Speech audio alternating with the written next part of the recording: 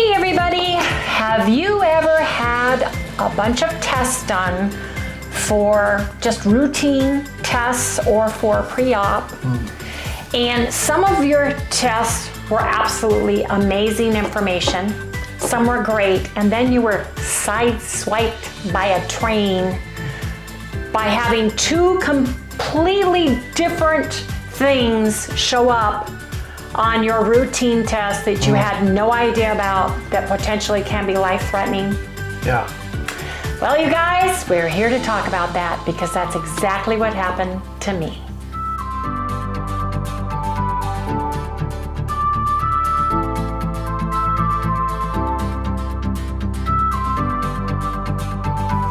Hey, welcome all you new folks and welcome back everybody to Loving It on Keto. We're doing a little different formatting today because of some of the test results that I have gotten back. Now, for those of you who are new, I am potentially going to have complete knee replacement surgery, and I am doing a lot of pre-op tests for that. I also felt it was time to go see my cardiologist because I have not seen him for several years. And matter of fact, the cardiologist I used to see is not the one I have seen for several years. And I thought I should make an appointment with Harry's, right? Just get checked out. I'm 70 years old. I also have gone to my doctor of internal medicine because since the big C virus that I caught in 2021, I have had unexplained weight gain, even though I have remained on keto, and I have had consistent lung issues, breathing issues with my lungs. I was diagnosed with long haul and had issues with that. So I'm seeing 3 different doctors, my knee surgeon, osteosurgeon, who's got tests running, the cardiologist who's got some tests running, and my doctor of internal medicine. So as the reports are coming in, I've been getting calls like the day after my test, early in the morning, right? The first one was, your knee's a mess, you need to go see the osteosurgeon. I'm gonna send everything over, get that appointment. I think you're probably gonna need a knee replacement. The second one was just recently, it was yesterday, I got results of some of these tests and I was emotional, so I did not film yesterday. And Harry's here for support. So, the amazing result first, let me share. For longtime viewers, you guys know that I've had issues with my thyroid and that I had 2 nodules on my thyroid and I had to have them tested and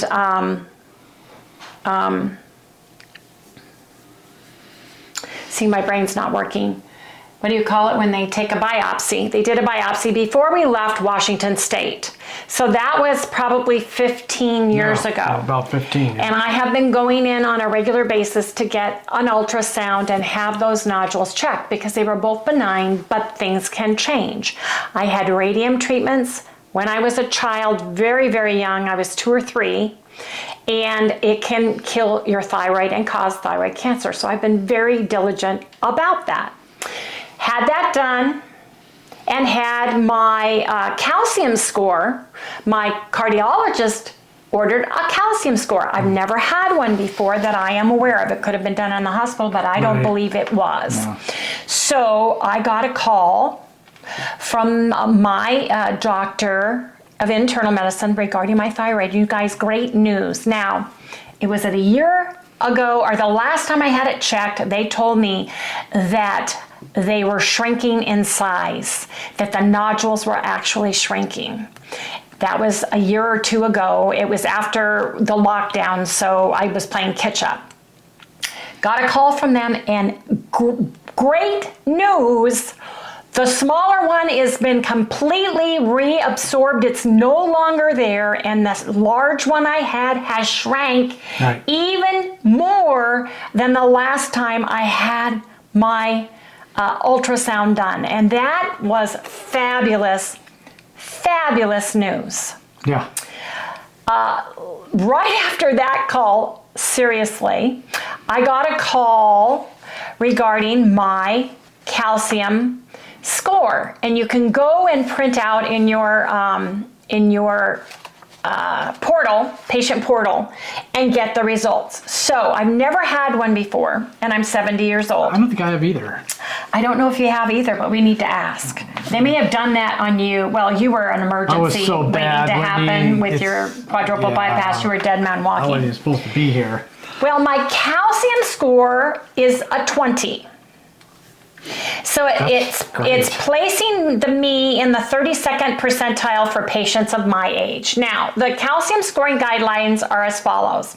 Calcium score of 0 is no identifiable plaque at all. That's the lowest risk you can be. You've got beautiful coronary arteries, no coronary artery disease at all. A calcium score from 1 to 10 is a minimal identifiable plaque, but it's very unlikely, less than 10% risk of coronary artery disease. Now, a calcium score of an 11 to 100, remember mine's in the 20, so it's at the low end of this. It means there is a definite, at least mild, atherosclerotic plaque, mild or minimal coronary narrowing likely. This is important because I'll share the ugliness of a test. So I just wanted to let you know that. So I'm reading through the paperwork, and on the very last page at the top, it says, visualized lungs, abnormal. There's a linear, and let me pronounce this, atelectasis,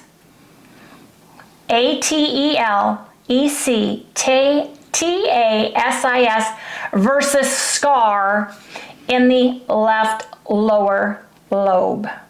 What does that mean?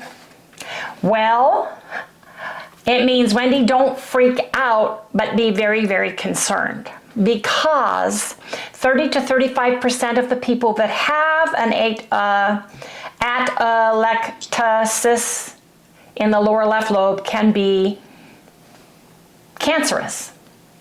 And 30 to 35% of the folks that are diagnosed with that can have cancer, lung cancer. Also, it can be from having anesthesia, where you don't get enough oxygen supply and it damages that part of your lungs. So there are a lot of things that it can be from. However, I have that. So I need to have that investigated before I jump to the conclusion of cancer. Now, can I say something Yes. here? I remember when you had the deal put in, My lap band. your lap band put in, they had you on the table for like 8 hours. I know they did. And it was like, I was freaking out. Like, what's taking so long? And they told me it was going to take an hour or so to do this. Right. And I can't remember why they did it, but it wasn't because of some problem you had. It was because they had an emergency or something come in. And they left me there. And they had to leave you there and keep you like that. So during that time period, We don't know when that could have happened. we don't know when this could happen. But if I was to come up with a way, it was that or... What I'm going to talk about now. right. In 2021, Harry and I both got the virus, the C. I ended up having issues with my lungs. I had issues with breathing, taking deep breaths. I was having insufficient oxygen and long haul syndrome from that. And I started gaining weight mysteriously, and I have continued that. And I've chalked it up to so many things, and we have tried so many things. And one of the symptoms with some of the things that I'm talking about, of the bad, the ugly stuff, can be unexplained weight gain, bloating in the abdomen, shortness of breath at odd times, the flip-flopping that I'm having. I feel like, I told the doctor, I've told him this several times, I feel like I'm breathing underwater. So that would make perfect sense. Harry, go see if that's the doctor. It's my phone. Oh, it's your phone. Okay. Hold, please. Sorry about that, folks. I'm having some tests run still, and it could be that. So, Yeah. okay, there's that. So not expecting that, got hit by a train by that, but that could be reason why I'm having issues with my lungs and the way I feel. And I have been having horrid chronic fatigue. You can have chronic fatigue. You can have lightheaded dizziness because of lack of oxygen. I'm getting these weird little flippy things in my brain that are just for a quick second. So I need to get that checked out. So I made an appointment with the doctor as soon as he can see me for my lungs, which we've been, my doctor of internal medicine is on the 19th. Now, when I was at the cardiologist and told him that I had been diagnosed a long time ago with a left mitral valve prolapse, and I said that was in California in the 1980s, and then doctors couldn't hear it, and some could, some couldn't, and I just kind of forgot about it because a lot of people started getting diagnosed with a mitral valve prolapse, and about 10% of the population can have that, so it wasn't a rare thing. And I have had issues off and on with irregular heartbeats and flutterings and such, and have gone to ER, and they've monitored me and all of the good things. The last time I did that was here in 2017. And poor Harry, I was hospitalized that day, and Mom had been hospitalized the day before. And we both got, he was running back and forth between hospitals because she has different insurance than I do, and we were at different hospitals, so that was a big fat mess. But I got all of the tests done in the hospital, and there was no conclusion other than I had irregular, occasional P waves that were being thrown, and doctor chalked it up to, just abnormal, then normal, and transient because it went away. Well, I went into the cardiologist for my EKG pre-op and his first initial appointment with him as a new patient because I have not seen him before, and he ran an ECG 12 lead with interpret and report, right? So I read the report, sinus rhythm, normal, other findings, yes. LAE and non-specific ST changes. Well, an LAE is short for left atrial enlargement. That means the atrium, the top chamber of the left side of my heart has become enlarged where the mitral valve is, and it could be causing issues because that left side of your heart is the oxygenated blood that pumps out through your body. So, Wendy, don't freak out. And it says clinical impression abnormal ECG. Well, I already have an appointment because the doctor wanted to, I told him that I had the mitral valve, and he kind of poo-pooed it and kind of acted like it was no big deal, but we'll check you anyway. He ordered an echo cardiogram for me, which I am having on the 13th, I believe. It's in my calendar. That's 13th. And he's going to put a 2-week harness and heart monitor on me. And he said, we may find something, we may not. He just was really cool and everything about it. But now that I have this diagnosis, they can go in and put a hard wire in for 3 months and get a better feel for it. Now, I also have my knee surgery that I'm dealing with, which we went and did that blood draw today and my UA today. So I am mentally, my mind, because I have nursing background and my mind is just going crazy, and I sat yesterday and I looked up LAE with ST changes on YouTube and on the internet, and it can be life-threatening, and it can be very serious, and it depends on when you catch it. How large is your heart? And one of the things, of course, it says is you have to limit your salt intake, and I am a salt eater, plus I take electrolytes with salt in it. So I have been very emotional. Poor Harry, I feel sorry for him. But yet I have in my brain, we need to get everything in place and find out what all this means with me and my body. Because it sounds like I have several things going on. Now, here's the deal. I feel right now that whatever I had prior to getting sick and the virus and the shots and now have a direct correlation with what happened to my lungs, what's going on with my lungs, and what's going on with my heart. And I could be wrong, and they probably won't tell me, but I wanted to share that with everybody because has the ketogenic carnivore diet been helping me? Has it been holding me in a healthier state than I would be? Absolutely, 100%. I believe in it. Yeah. Depending on the diagnosis in my lungs, after I'm going to have more tests now, and after I find out about my heart and where he wants to put me, I plan on scheduling an appointment, probably a virtual appointment with one of the ketogenic heart doctors or one of the doctors. I already know, don't bombard me with names right now, you guys, please, please, please don't.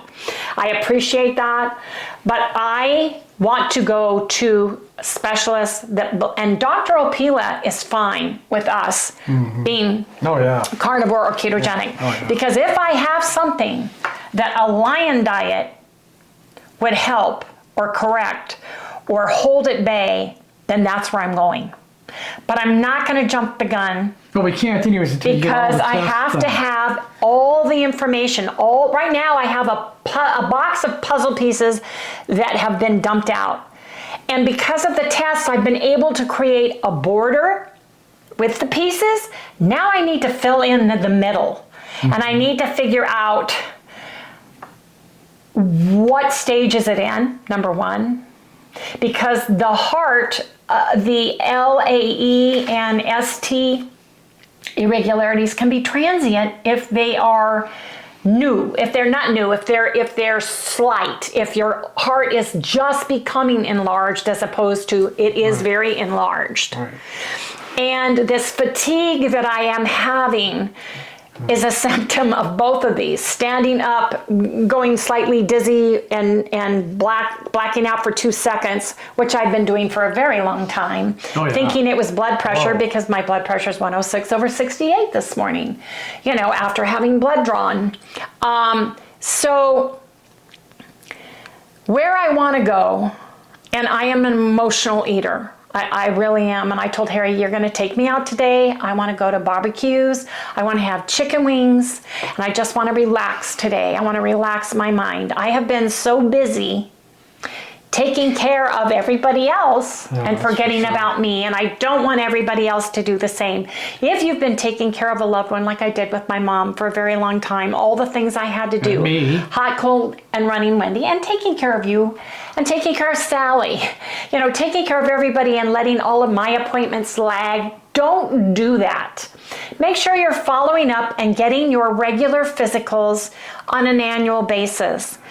If you suddenly have this fatigue that I'm having where my arms feel like lead, my legs feel like lead, and you've drank 2 glasses of electrolytes and you've eaten a tablespoon of fat and you're trying to figure out what the heck is going on with your body, and you're laying there and you can't sleep because you are exhausted, then you need to go to the doctor and get that checked out.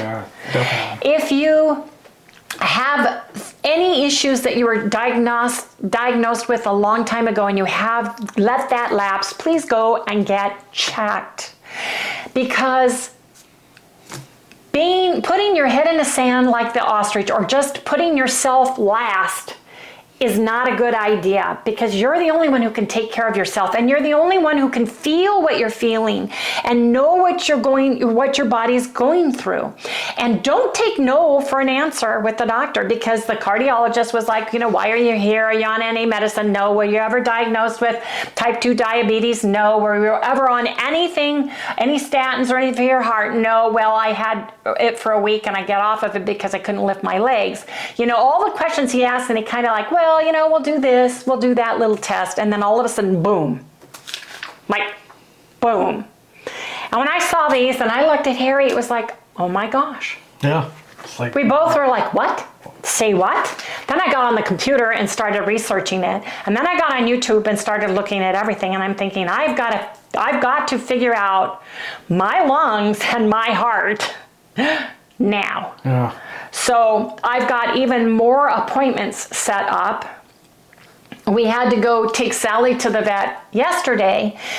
She did have a bowel movement that was normal color and normal shape for once in her through this whole deal. Left that off. They're going to check it. It's done. I got And, that. oh, did you? Is it It's normal. Normal. Thank God. Normal. Because she's been doing such black stools. I was worried about the bleeding. Well, it says normal, like they didn't find any Parasites or anything. parasites or anything like that. Yeah, and she showed the vet. So we go back to see the vet next week.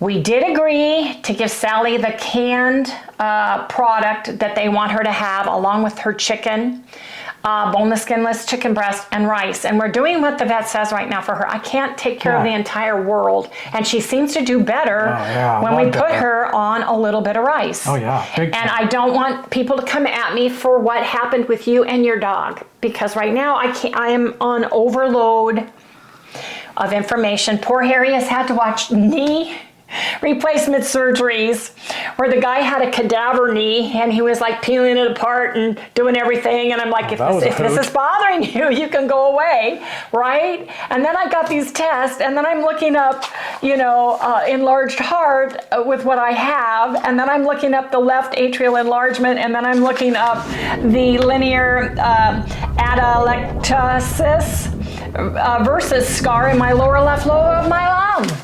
So, yeah, we're very educated around here. I know. It's poor Harry. I drag him along with me. It's like, if you sit down, you're going to have to watch this video because I have to know what's going on. And I have been on the computer. You gotta know what's going on. But like I was telling her, I said, you kind of, each one of these people are a little different. Of course. And you really only want to you only want to listen to surgeons and doctors that deal with just this situation. Well, surgeons always want to operate on you. So not necessarily surgeons, but specialists. Yeah. So my first course of action is I have an appointment. Unfortunately, they're all booked. My internal medicine doctor to go over this CT, my calcium score, and then them finding my lung. I know he's going to order an x-ray, and so that you can't walk in and get an x-ray here anymore. You used to be able to. I'm going to have to make an appointment for that. Everything is pre-authorized, etc., so forth and so on. So that's where I am at, and I am going to be staying, carnivore. Right now, I think is the most important thing I can be doing. I am having little symptoms that make sense now when I read about the heart and when I read about the lung. And having both of those things, how do you separate your symptoms from one another, or is it all part of the same thing? So I need to find that out. So today we are going to go to Bobby Q's, where I'm going to have chicken wings and my club soda. I'm going to relax and have those.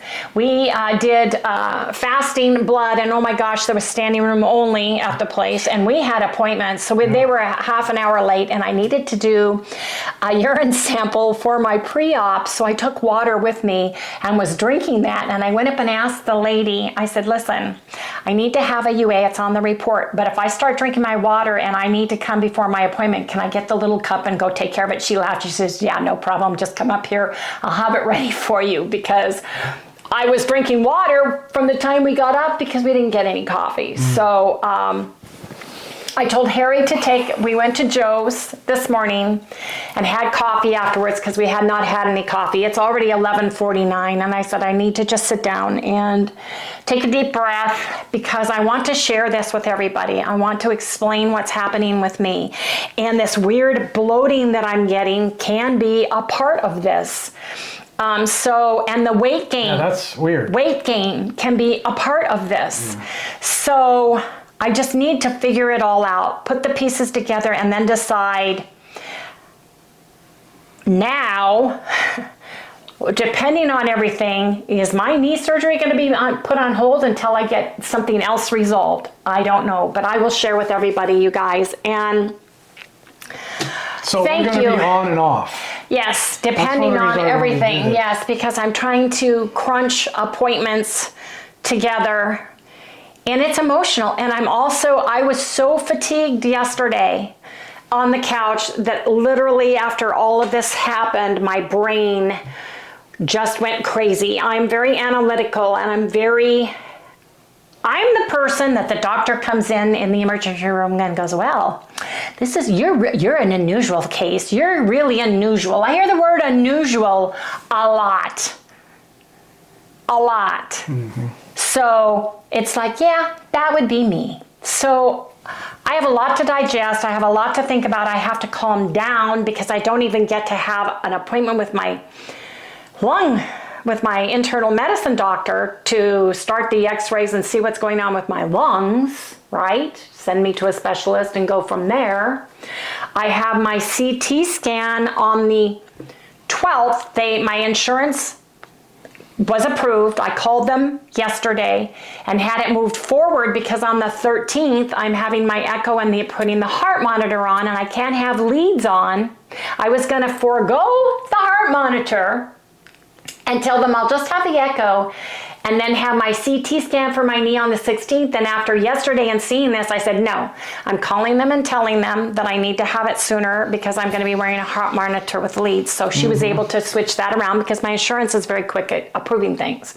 So I got that done.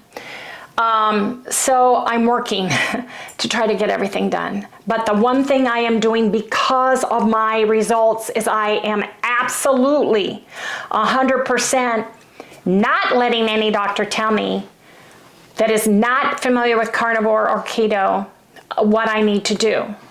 Now, when you have an enlarged heart or you have congestive heart failure starting, you do need to limit your salt intake. So I need to figure a lot of stuff out. And I've been reading a lot and researching a lot. And look, I couldn't believe how many videos there are out there of LAE and ST changes. I was amazed at how much of that there is and how many explanations there are of that. And it's so funny because I would say Dr. Garlick is the one who found my mitral valve prolapse. Right, that was way and he said it could be transient because it was slight, but you have it. And that's the side, and that's the atrium, and that's the that's my mitral valve prolapse that's causing the issues. So having doctors poo-poo it, not paying attention to it because it shows up sometimes and not other times when it first starts.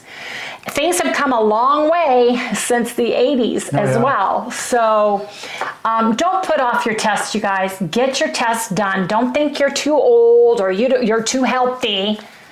Don't think you're too healthy like I am, like I think I am too.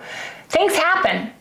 Obviously, things happen. So unless you push, unless you go, and you see things like this, you need to follow up. And don't take no for an answer, because I'm going to my internal medicine doctor, and he's going to give me a pulmonary specialist doctor or an endocrinologist or whatever I need, he will do for me. Right. And then I will work with my cardiologist to have whatever tests I need for my enlarged, my left atrial enlargement in my heart. How enlarged is it? What stage am I on? Where can we go from here? Because unfortunately, the medicines they have to keep you where you're at or to mask symptoms while you progressively get worse are not in my vocabulary. I want to heal and or arrest the symptoms and stop it dead in its tracks. So if I can do that with my thyroid, I can do this with the rest of my body. I just need the information in front of me, and then I need to go from there and try one thing, and if that doesn't work, try another, because I'm not going to stop. So I just wanted to share that with everybody today, and I apologize that this is and isn't keto, and it is and isn't carnivore, because I feel that changing my diet has healed me. Very much so, and I'm taking Ludo's iodine drops. I'm doing 2 a day, and if you watch Dr. Ken Berry, there's so many doctors out there that talk about the importance of iodine. Don't take my word for it. I am not a doctor. I am not a medical practitioner. I am telling you what I am doing and what Harry is doing to heal, help our bodies. So if I have to go Lion diet, I will. And I have to figure out the salt thing, because I have, the one thing I don't have with either one of these that they say is hypertension. I have never had hypertension. All the women in my family have low blood pressure. Right. So that's one thing I have never, ever been diagnosed with. And that's like at the top of each one of these potential issues. So with that, you guys, we're gonna call it a day. We're gonna go relax. I'm gonna relax my brain, try not to turn too many things on to watch, because yesterday, literally, it was a marathon. Poor Harry. He was like, I can't watch it anymore. And I am a person that I need to be notified, and I need all the facts in front of me. And then I need to make an informed decision. So you guys, if you have not done so already, please remember to like, subscribe, ring the little bell, give us a thumbs up. Hopefully we'll see you guys tomorrow. Yes, indeed. God willing. Hey, we'll see, yeah. Good night, everyone.